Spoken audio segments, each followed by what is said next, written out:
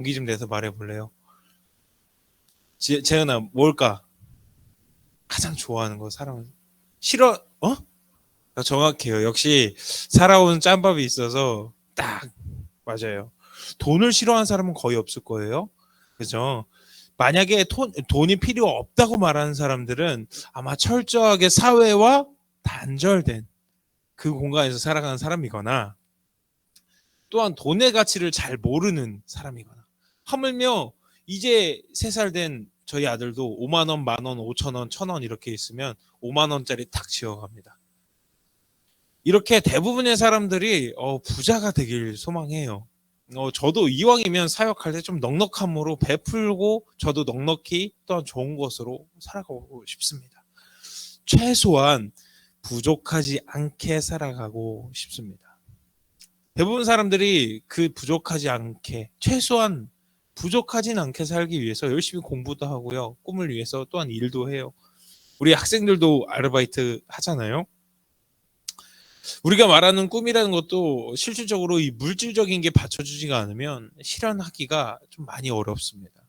때로는 남들보다 더 노력해야 돼요. 사실 돈 자체는 나쁘지 않습니다. 그리고 오늘 성경에서 말하고자 하는 게 바로 이 재물과 관련된 우리의 그리스도인으로서의 바라봄입니다. 근데 어떻게 딱 타이밍이 좋게 다음 주부터 헌금합니다. 이거 의도 갖고 그렇게 막 헌금하겠습니다 하기 위해서 헌금 관련된 재물 설교를 하는 게 아니에요. 아셨죠? 오해 마시고요. 웃으라고 하는 소리입니다. 예. 어떻게 딱 이렇게 헌금을 이제 정식으로 다시 종이 봉투에 다시 하겠습니다 했는데 딱 오늘 이 재물에 관해서 여러분과 나눌 수 있게 돼서 너무 좋은 것 같습니다. 그리스도인이 이 재물을 바라볼 때 어떻게 사용되어야 하는지, 이 세상에서만 부유한 것이 아니라 하나님 앞에 하나님께 부유한 사람이 어떤 사람, 어떤 삶인 것인지 오늘 잘 배웠으면 좋겠습니다. 이 돈이라는 것 자체는 죄가 없습니다. 그러나 이 돈은요, 유혹에 쉽게 빠지게 만들고 점점점 돈 자체의 얽매이게 만든다고 합니다. 우리는 이것으로 인해서 돈에 대해서 올바른 관점을 갖기 위해서 노력해야 합니다. 자신이 돈에 대해 올바른 관점을 가지고 있다고 생각하고 또한 아니라고 알아볼 수 있는 그 점검의 방법 중 하나는 내가 지금 돈을 어디에 어떻게 쓰고 있는지 한번 잘 생각해 보세요. 그렇다면 내가 돈에 대한 어떤 관점을 갖고 있는지 스스로를 점검할 수 있을 것입니다. 자기가 어떻게 쓰고 있는지, 어떻게 지출하고 있는지 되돌아본다면 내가 어떤 관점으로 이 돈을 사용하고 벌고 있구나 라고 생각할 수 있겠죠. 재물 또한 하나님께서 허락하시는 은혜예요. 이 하나님께서 주시는 은혜란 말입니다. 그러나 결코 재물이 많다고 하나님께 복을 많이 받은 사람이라는 것은 아닙니다. 하나님은 각자의 필요에 맞게 부어주시고 때로는 훈련시키시는 하나님의 지혜가 우리에게는 은혜예요. 그러니까 내가 훈련되지 않았거나 아직 준비되지 않았거나 아직 그 재물을 지혜롭게 사용할 그 지혜가 없다면 도리어 나에겐 독이 될 수 있다는 거예요. 하나님, 내가 돈이 있을지언정 주님 지혜롭게 하나님의 관점으로 사용할 수 있게 도와주시옵소서 라는 기도로 재물을 바라본다면 하나님께서도 합당하게 바라보신다는 거죠. 우리가 소화할 수 없는 양의 음식을 먹게 되면 체하듯이 감당할 수 없는 재물이 때로는 하나님보다 재물을 우상처럼 더욱더 섬기게 할 수도 있다는 것입니다. 이로 인해 하나님이 허락하신 재물이 은혜가 아닌 하나님이 허락하신 것이 아닌 하나님보다 더욱 우선되어지는 내 삶의 우상이 될 수 있다라는 것입니다. 그렇다면 우리가 이 재물에 대해서 어떤 올바른 관점을, 태도를 가져야 하는지 우리 오늘 말씀 본문을 통해서 이 교훈을 알아봅시다. 오늘 누가복음 12장 13절에서 21절의 말씀이에요. 우리 실제로 봉독한 건 16절에서 21절인데 오늘 어떤 한 사람이 예수님의 설교와 기적을 계속 쫓아다니면서 바라봤어요. 쫓아다니면서 바라보니까 예수님이 권세도 있고 영향력도 있고 능력도 있어. 자기에게 한 가지 문제점이 있는데 이것을 예수님께 얘기해서 예수님이 내 편을 들어주면 내가 왠지 이 문제가 쉽게 해결될 것 같은 거야. 바로 어떤 문제냐? 자신의 형이 아버지에게 받을 유산을 자기 혼자 독차지하려고 하는데 이 유산을 나눠 갖고 싶어서 예수님 내 편 좀 들어주세요. 예수님 같은 분이 내 편을 들어준다면 이 형에게 이 유산을 받을 수 있을 것 같습니다. 하면서 찾아온 거예요. 예수님의 권세와 능력이 있으니, 영향력이 있으니 예수님이 내 편이 되어준다면 나도 유산을 나눠 가질 수 있겠다 라고 생각했어요. 근데 예수님이 뭐라고 말씀하세요? 탐욕을 삼가라 라고 말씀하세요. 15절에 보면 탐심을 물리치라 라고 말하고 있습니다. 탐욕이라는 것은 재물과 소유, 재물이나 소유에 지나치게 욕심을 내는 것을 말하고 있습니다. 그러나 예수님은 그에게 단순히 다그치고 화를 내신 것이 아니라 그가 이해할 수 있는 비유로 이야기를 하시는데 바로 오늘 드러나는 비유, 어리석은 부자에 대한 비유를 하시면서 이런 사람이 되지 말라라고 말씀하세요. 어떤 한 부자, 예수님께서 이 찾아온 사람에게, 유산 문제로 찾아온 사람에게 하신 비유의 말씀이세요. 어떤 스토리를 통해서, 어떤 이야기를 통해서 이 사람이 이해할 수 있도록 이 탐욕을 삼가라, 탐욕을 물리치라 하는 이 말씀이 무슨 말씀인지 한 번 더 설명해 주시는 거예요. 야, 일로 와봐. 알겠어. 유산 문제 있다고? 근데 너 욕심 좀 버려. 지나친 욕심은 버려야 돼 하면서 예수님이 야, 옛날에 한 사람이 있었어. 어떤 사람이냐? 부자가 있었어. 재물이 넘치다 못해 창고가 너무 꽉 차서 더 큰 창고를 지어서 거기에 가득 실으려고 창고를 새로 지을 정도였어. 부럽지? 응? 이런 사람이 있었다는 거야. 그런데 어느 날 그 부자가 이렇게 말을 했어. 야, 이제 곳간에 가득 찼구나. 이제 더 이상 채울 것도 없구나. 이제 여기 있는 먹을 것과 이 재물을 통해서 평생 재밌게 즐겁게 살자 하고 딱 이제 잠자리에 들려고 하는데 하나님께서 그에게 나타나셔서 오늘 밤 너의 영혼을 내가 걷어가겠다. 아무리 창고에 나의 재물을 쌓아놓고 이 땅에 이 세상의 것으로 가득 채워놔도 하나님이 그의 생명을 걷어가시면 아무것도 아닌 거예요. 네가 하나님이 그를 찾아와서 그 부자를, 어리석은 부자를 찾아가서 이런 말씀을 하신 거예요. 내가 오늘 밤 너의 생명을 걷어가면 너가 쌓아놓은 그 곳간의 수많은 재물은 누구의 것이 되겠느냐. 아무리 많은 재물을 가지고 평생 먹고 놀자고 다짐했지만, 장담했지만 부자는 그날 밤 죽게 되었습니다. 평생을 다 쓰려고 노력해도 쓰지 못할 그 돈을 써보지도 못하고 죽는다면 얼마나 억울할까요? 그러나 하나님이 보시기에는 그 사람은 억울한 사람이 아니라 뭐라 그랬어요? 어리석은 사람이라. 누가 보기엔 야, 얼마나 억울할까? 그 쌓아놓은 걸 못 쓰고 죽다니. 근데 그 사람 보고 억울하다고 말할 사람이 있을까요? 어리석다고 말할 사람이 있을까요? 하나님이 보시기에는 그 사람은 억울한 사람이 아니라 어리석은 사람이래요. 왜? 세상에 부요한 사람이었지 하나님께 부요한 사람이 아니라는 거예요. 다시 말해 영원하지 않을 것에 욕심을 낸 사람, 우리 영원하신 하나님께 부요하기에 욕심낸 사람하고는 다른 삶을 살았기에 그는 어리석다는 것입니다. 여러분은 세상에 부요한 자가 되겠습니까? 하나님께 부요한 자가 되겠습니까? 잠깐의 즐거움을 위해 영원한 생명을 포기한 사람이 된다고 하겠다면 오늘 이 비유에서 등장하는 어리석은 부자와 다를 바가 없을 것입니다. 예전에 제가 어떤 아프리카 TV 아시죠? 아프리카 TV BJ 둘이서 어떤 토론을 벌인 적이 있어요. 논리왕 정기 아세요? 정기라는 사람 아세요? 여러분 아는 친구들은 젊은 친구들, 저도 젊지만 우리 어린 친구들 알 텐데 논리왕 정기라고 있어요. 그 친구가 이렇게 어떤 배틀을 하는데 뭐라 그러냐? 돈이 엄청 많은데 몇 년 못 사는 사람이 좋냐? 그리고 돈이 없는데 불로장생하는 게 좋냐? 이런 걸로 무논리 배틀인가? 이런 걸 했어요. 이걸 뭐라 그러죠, 여러분? 무슨 게임이라 그러죠? 밸런스 게임. 그 밸런스 게임을 하는데 결국 돈이 없어도 불로장생하는 게 낫겠다라고 이겼어요. 이렇게 사람들은요, 아무리 재산이 많아도 이 생명 앞에서는 아무것도 아니라는 걸 알고 있어요. 건강이 우선이라는 거, 또한 생명이 살아가는 것이 우선이라는 거.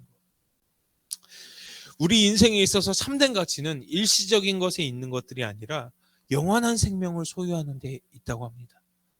억만장자라고 불리는 재벌이라고 하는 사람들도 결국 죽게 되고 젊음을 얻기 위해 수많은 노력을 하지만 결국 하나님의 섭리, 그 일시적인 또한 그 한정적인 인생 앞에서는 아무것도 할 수 없다는 것입니다.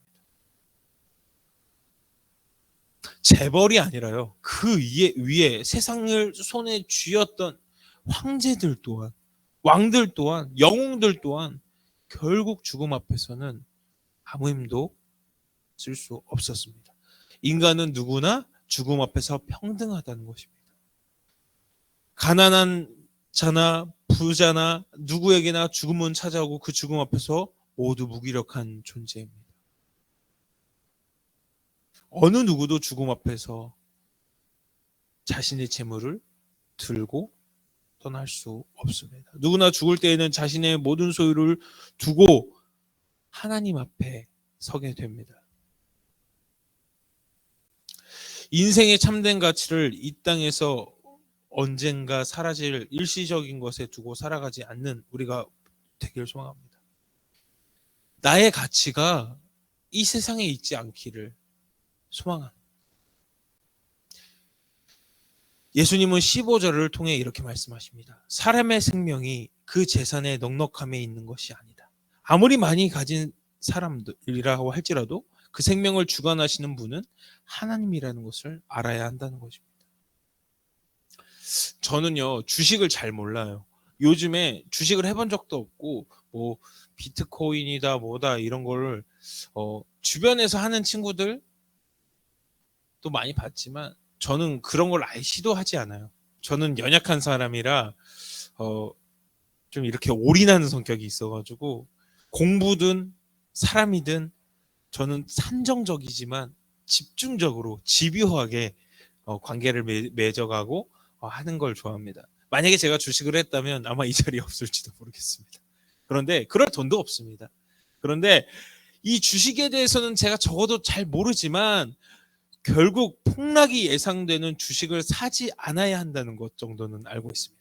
미래가 밝지 않은 주식을 사지 않는 것.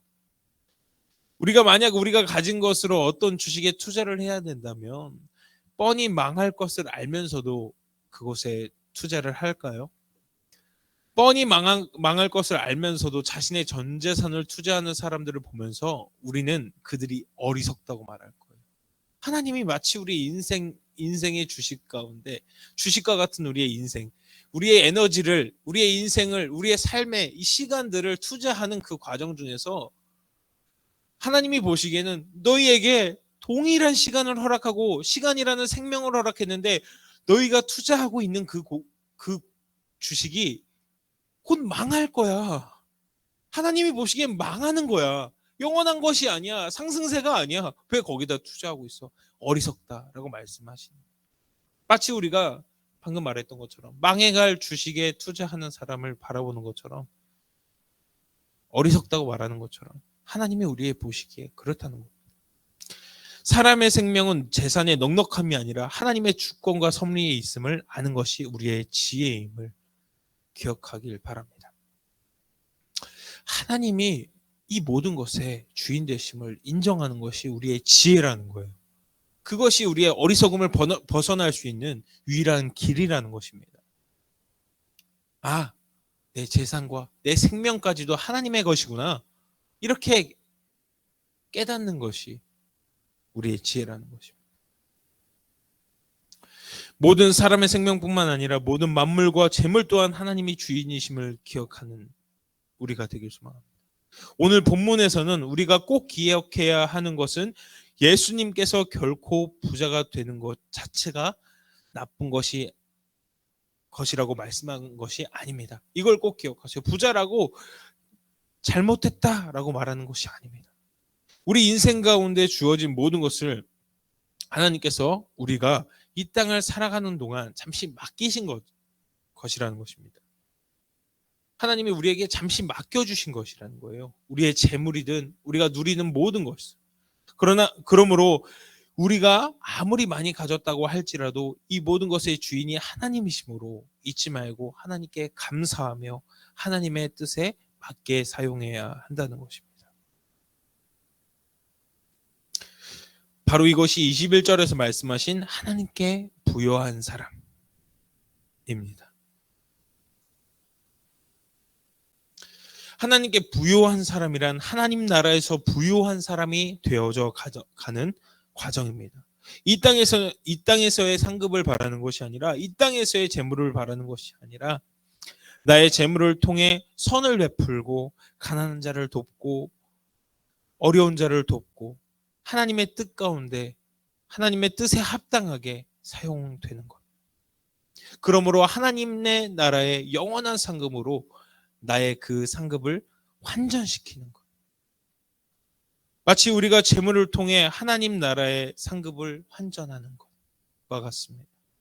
이 땅의 것에서, 이 땅을 살아가면서 내가 아무리 풍족하다 해도 하나님 나라에서 여러분의 그 재산은요, 아무 쓸모 없습니다. 사용할 수 없다고요. 전혀 나라가 다르다고요. 환전소가 없는 나라에 환전하지 않고 한국 돈을 가져간다 해도 종이 쪼가리밖에 안 돼요. 근데 하나님 나라 가면 종이 쪼가리조차도 들고 갈 수 없어요. 우리가 하나님 나라에서 하나님의 상급, 하늘나라의 상급으로 받기 위해서는 바로 이 땅에서 우리에게 주어진 것을 통해서 하나님의 뜻에 합당하게 사용하여 하나님의 것, 하나님의 영원한 상급으로 환전하는 것, 그 위에 쌓아두는 것입니다. 마가복음 10장 25절에서 예수님은 이렇게 말씀하세요. 낙타가 바늘길로 나가는 것이 부자가 하나님 나라에 들어가는 것보다 쉽다. 낙타가 바늘길로 들어가는 것이 부자가 하늘나라 가는 것보다 쉽대요. 이 말씀의 원리대로로 한다면 돈 있는 사람, 재물 많은 사람들은요, 천국 가는 것이 거의 불가능에 가까운 것만 같습니다. 이 말씀만 보면요. 그러나 재물은 곳간에 쌓아둘수록 더욱더 욕심이 나고 더욱더 큰 창고를 만들어 더욱더 많은 것을 채워가고 싶어 한다는 거예요. 사람의 마음이. 이 어리석은 부자가 이미 많이 가진 상태에서도 더욱더 곳간을 열어서 나의 것을 취하려고 하고 나의 것을 통해서 즐기려고 하고 평생을 그렇게 살아가려 하지만 하나님의 섭리 앞에서는 아무것도 아니라는 것이죠. 그 창고를 크게 만들고 지키기 위해 나의 에너지와 시간, 나의 모든 것이 필요할 것이고 거기에 집중하게 될 거예요. 그러면 뭐가 없어져요?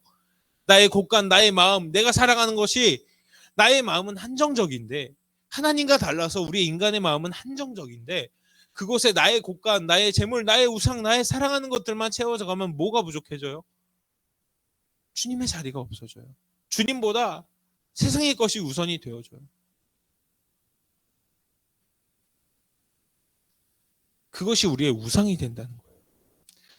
예수님이 말씀하시고자 하신 이 낙타와 바늘기, 부자와 하늘나라, 이것에 대한 뜻은요, 우리가 누리고 가진 것이 돈이든지 게임이든지 그 어떤 것이든지 하나님보다 우선되어진다면 그것이 우상이고 그것이 바로 어리석은 부자와 같이 되는 것이라고 말씀하시는 것이에요.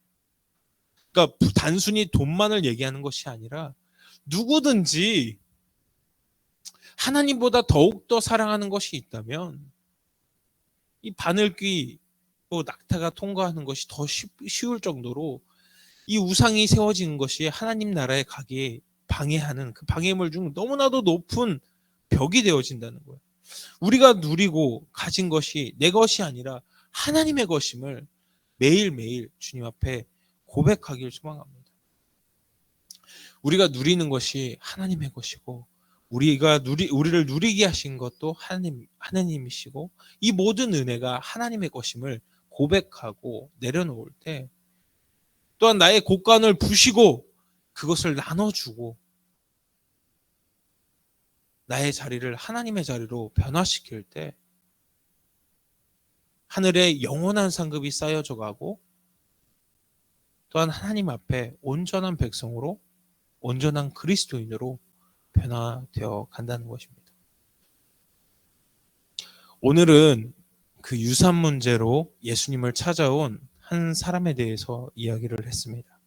그 사람을 통해서 그 사람을 향해 예수님께서 어리석인 부자에 대해서 말씀하셨습니다. 여러분, 쉽게 말하면 여러분의 그 헌금 생활, 돈을 많이 내라는 것이 아니라 여러분의 정성과 마음을 주님 앞에 드리고, 어떤 느낌이냐? 여러분 어버이날에 그리고 부모님 생일에 생일 선물 드리시죠. 근데 결국 여러분들이 그 누구에게 용돈을 받아 선물을 드리죠? 부모님께 용돈을 받아 선물을 드리죠. 우리 혜령이처럼 아주 자본주의에 강한 일을 열심히 하는 친구는 벌어서도 해드리지만, 여러분 대부분들은 용돈을 받아서 드릴 거예요. 결국은 부모님 손에서 나온 돈으로 부모님께 드리는 거예요. 왜? 근데 어떤 사람은 자기가 다 쓸 수 있지만 진짜 부모님께 감사한 마음으로 선물을 담아, 부모님이 주신 돈이지만 내가 잘해서 주님 앞에 다시 드릴 때, 부모님께 드릴 때 부모님은 더 큰 사랑으로 우리에게 베풀어 주시는 거예요. 정말 우리가 받은 것을 하나님께 감사하고 우리가 누리는 것을 하나님께 감사한다면 하나님께 우리의 마음을 표현하고, 주님의 것이지만 내게 허락하신 이 은혜를, 이 영광을 도리어 하나님께 다시 올려드립니다. 주님 받아 주옵소서. 이것이 우리가 정성스럽게 봉투에 담아서 하나님께 드리는 헌금이에요. 이 봉헌의 의미를 잘 기억하고, 내 것이 아닙니다. 이 봉헌은 하나님께 나의 마음을 드리고 하나님의 것입니다. 나 또한 하나님의 것입니다. 이 예배 시간이 시간의 11조인 것처럼 여러분의 시간을 내어 주님께 드리는 것, 나의 삶이지만, 나의 삶 속에서 살아가는 시간이지만, 내가 이 시간에 와서 하나님께 예배의 시간을 드리면서, 주님이 허락하신 시간입니다. 주님이 내게 생명을 주셔서 내가 예배할 수 있습니다. 고백하는 것처럼 나의 정성을 모아서 이 재물 또한 주님의 것입니다 하는 것입니다. 나의 곶감보다 하나님의 자리가 더욱더 풍성히 늘어나는, 확장되어져 가는 우리 서교동교회 중고등부가 되길 소망합니다. 제가 기도하고 주기도문 하심으로 모든 예배를 마치겠습니다. 사랑의 하나님, 내 손에 쥐고 있는 재물과 내가 즐기고 누리고 있던 모든 것이 제 것인 줄 착각하고 살았습니다.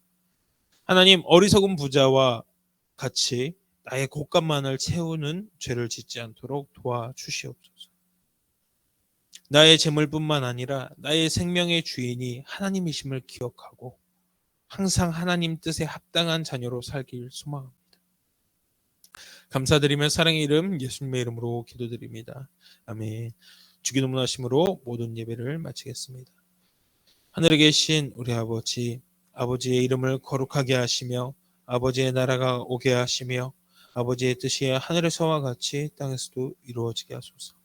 오늘 우리에게 일용할 양식을 주시고 우리가 우리에게 잘못한 사람을 용서하여 준 것 같이 우리 죄를 용서하여 주시고 우리를 시험에 빠지지 않게 하시고 악에서 구하소서. 나라와 권능과 영광이 영원히 아버지의 것입니다. 아멘.